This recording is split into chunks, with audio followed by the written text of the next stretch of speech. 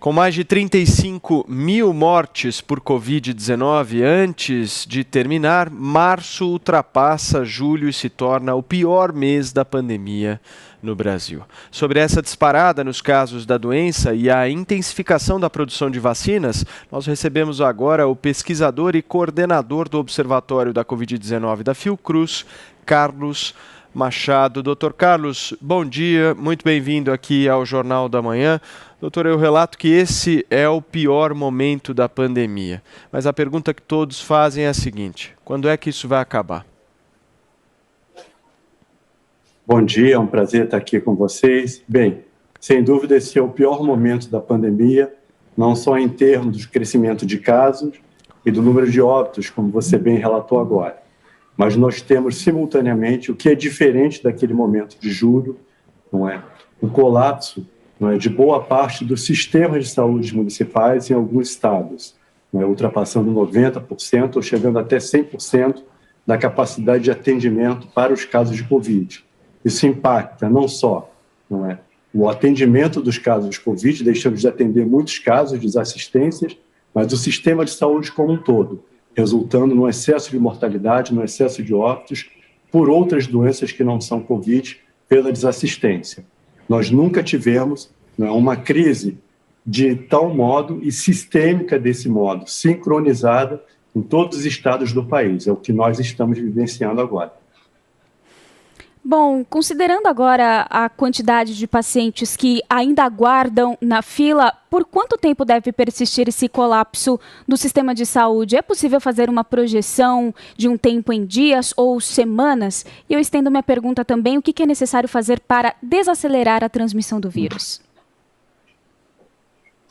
Bem, não é possível fazer uma projeção precisa, não é, em dias ou semanas. Mas, se mantivermos o quadro atual, ou seja, não adotarmos medidas mais radicais, né, de bloqueio, supressão ou mesmo lockdown em alguns estados, o número de casos continuará a crescer, não é, e a sobrecarregar o sistema de saúde, resultando em mais casos de pessoas nas filas e morrendo sequer com atendimento. Eu acho que isso é importante frisar, porque nós temos uma aceleração do crescimento de casos. E nós temos aí, nessa contabilidade, um outro aspecto importante, que são as novas variantes, que podem ou apresentam um potencial de transmissão maior, né, do que as anteriores. Então, esse é um cenário bastante crítico. Alguns estados, né, ou municípios vêm adotando medidas mais rigorosas, mas elas não resultam na redução de casos e pressão sobre o sistema de forma imediata, né? Então é necessário pelo menos 15 dias. Então nós teremos um quadro melhor dessa situação nos próximos 15 dias, mas o que nós temos visto ainda é o crescimento de casos e o crescimento de óbitos, ou seja, nenhum sinal de que essa situação vai melhorar logo, logo. Doutor Carlos, como é que o senhor avalia a política que está sendo feita pelos estados e municípios em relação ao transporte público? Porque no caso aqui, por exemplo, de São Paulo, nós temos o fechamento do comércio, mas há aglomerações diárias acontecendo no transporte público. Como é que o senhor avalia isso? Está sendo realmente efetiva essa medida no caso aqui de São Paulo? Essa medida não vai ser efetiva enquanto a gente não tiver condições de melhor enfrentar a questão dos transportes públicos. Isso não é só em São Paulo, ocorre aqui também no Rio de Janeiro. O Ministério Público em Pernambuco, em Recife, entrou com ação para melhoria nos transportes públicos. Eu acho que isso pode ser pensado, a Defensoria Pública, aliás, corrigindo. Por quê? O transporte público, da forma como está, ele significa a aglomeração, não é, de milhares, milhões de pessoas diariamente. E o que nós temos visto ainda é, mesmo com campanhas para o uso de máscaras, pessoas sem utilizar máscaras dentro dos transportes públicos. Então, certamente aumenta o risco de propagação da doença e circulação das pessoas. Sem o enfrentamento imediato, nós não vamos conseguir barrar isso. O que a gente tem sugerido é que quem estiver no transporte público, né, que use pelo menos mais de uma máscara, não só utilizar uma máscara, mas pelo menos mais de uma máscara, aumentando a barreira, com 2 máscaras, o bloqueio para o risco de infecção. mas não há solução sem a gente melhorar claramente o transporte público, aumentando a frequência dos ônibus, não diminuindo, né, que é o que tem ocorrido na maior parte das capitais. Agora, Carlos, um pouquinho mais cedo nós conversamos com um entrevistado que falou sobre o tratamento precoce como uma alternativa de arrefecer a situação das UTIs. Eu te pergunto, o tratamento precoce, ele é eficaz para desafogar o sistema de saúde ou o tratamento precoce garante que a pessoa não vá desenvolver essa forma mais grave da doença e vá precisar de uma UTI futuramente? Bem, eu trabalho numa instituição de pesquisa, numa instituição de ciência. Não há amparo na ciência para o tratamento precoce, não é? A recomendação disso é um erro, não é? E tem conduzido algumas pessoas ao agravamento da sua situação.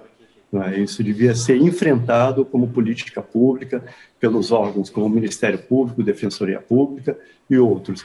O único tratamento, o remédio que nós podemos oferecer nesse momento é um remédio amargo, mas necessário, são as medidas de bloqueio ou lockdown nos estados e municípios. Por exemplo, nós temos hoje o Rio de Janeiro, a capital, não é, quase com um colapso do seu sistema de saúde, no seu limite máximo. Se você não tiver o fechamento de todo o estado, não adianta fechar o Rio de Janeiro, como o prefeito vem adotando, porque você vai ter uma sobrecarga. A maior parte dos leitos UTIs estão concentrados na capital.